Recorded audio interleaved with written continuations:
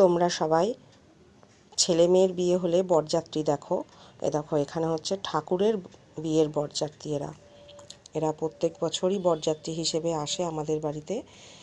শান্তিপুরের ডালিধারা মাঠে উড়িয়া গোস্বামী পাড়ায়, ওখানে গোস্বামী বাড়িতে রাধারানী চুরি হয়ে যাওয়াতে আজ থেকে প্রায় 65 কি আরও 1 বছর 2 বছর বেশি কম হতে পারে, বেশি হতে পারে, কম না, আনুমানিক, এখন তো অত হিসেবটা নেই। যাই হোক, সেই সময় ওদের রাধারানী চুরি হয়ে যায়। আমাদের রাধারানী ছিল আমার ঠাকুমা শাশুড়ির কাছে। আমার ঠাকুমা শাশুড়ির কাছে প্রস্তাব দিয়েছিল রাধারানী নিয়ে যাওয়ার। ঠাকুমা শাশুড়ি বলেছিল, না, রাধারানী আমি দিতে পারি, কিন্তু আমি বিয়ে দেব।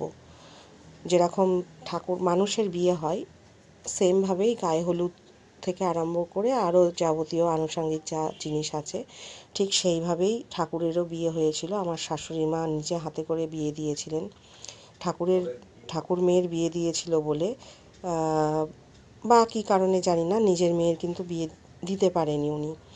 ঠাকুর মেয়ের যেহেতু বিয়ে দিয়েছিল, হয়তো এটা কোনো কিছু ব্যাপার আছে, জানি না সেটা ঠিক। যাই হোক, এই পুজোটা খুব বড় করেই হয়। আমার ঠাকুমা শাশুড়ির 3 সন্তানই এই পুজোটায় ইনভলভ ছিল, আমার শ্বশুর, কাকা শ্বশুর আর পিস শাশুড়ি মা। এখন আর 3 সন্তানই কেউই নেই, তাদের ছেলেমেয়েরাই এই পুজোটা আয়োজন করে। আমাদের বাড়ির আমার শ্বশুরমশাইয়ের 3 সন্তান এই পুজোটার মধ্যে ইনভলভ ছিল। আমার পিস শাশুড়ির ছেলে মেয়ে যারা আছে, আমার দেওররা, তারা এই পুজোটার আয়োজন করে।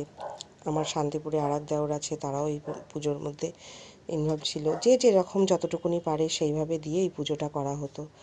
পুজোটা খুব বড় করেই হতো। রাত্রি 1টা 1:30 পর্যন্ত লোকজন খেত। লুচি, আলুর দম, ছোলার ডাল, বোঁদে, এটা হচ্ছে বাইরের লোক খাওয়ানোর জন্য হতো। আর ঠাকুরের জন্য লুচি, নাড়ু, ভাজা, আলুর দম, মিষ্টি, ফলমূল তো আছেই। তারপরে ডাব, বাটার, ছানা, যেগুলো মানে ঠাকুরকে যা যা দেয় সমস্ত কিছুই এখানে দিত। তা এবার আর ঠাকুর সেই সামর্থ্য দেয়নি, এবার আর হলো না সেই পুজোটা সেইভাবে।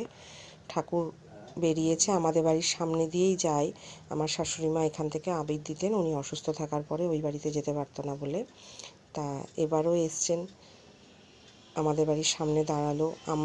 আমাদের সবার তরফ থেকে ফল, মিষ্টি, বাতাসা, যেটুকুনি আমরা আমাদের সাধ্য মতন হয়েছে ঠাকুরকে দিয়েছি।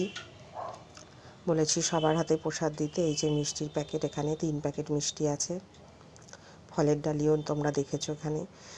এই দিতে পেরেছি ঠাকুরকে এবার। তাই ঠাকুরকে বলছি, তুমি আমাদের আবার দিন দাও, সেই আবার আগের মতন যেন ধুমধাম করে পুজো হয়। এই হচ্ছে আমাদের বাড়ির মেয়ে জামাই। সবাই মানুষ মেয়ে জামাই দেখে, এটা হচ্ছে আমাদের বাড়ির ঠাকুর মেয়ে জামাই। আমি খুব নিজেকে গর্ববোধ করি যে আমি এই বাড়ির বউ। আমার বাড়ির ঠাকুর মেয়ে জামাই আছে, বছরে একটা দিন আসে, খুব আনন্দ হয়, সবাই মিলে খুব আনন্দ করি, খুব ভালোও লাগে। এবছর মনটা খুব খারাপ লাগছিল, ঠাকুর বাড়ির সামনে দিয়ে চলে যাচ্ছে, আমরা সেই আয়োজন করতে পারিনি এবার আর। তাই ঠাকুরকে বলছি, তুমি আমাদের ক্ষমতা দাও, আমরা যেন আবার তোমাকে সামনের বছর আবার আনতে পারি। আমাদের বাড়ির ছেলে মেয়েদেরও সবার খুব মন খারাপ যে এবার আর সেই বড় করে অনুষ্ঠান হলো না, আমাদের সিদ্ধির কচুরি হতো। তাই তুমি আবার সামনের বছর এসো, খুব বড় করে যেন আবার ধুমধাম করে অনুষ্ঠান করতে পারি আমরা। মিষ্টি দিয়ে দেওয়া হয়েছে, বলেছি ঠাকুর ওখানে গিয়ে ন্যাড়াপোড়া হবে, ওখান থেকে সবাইকে প্রসাদ দিয়ে দেবে বলেছে।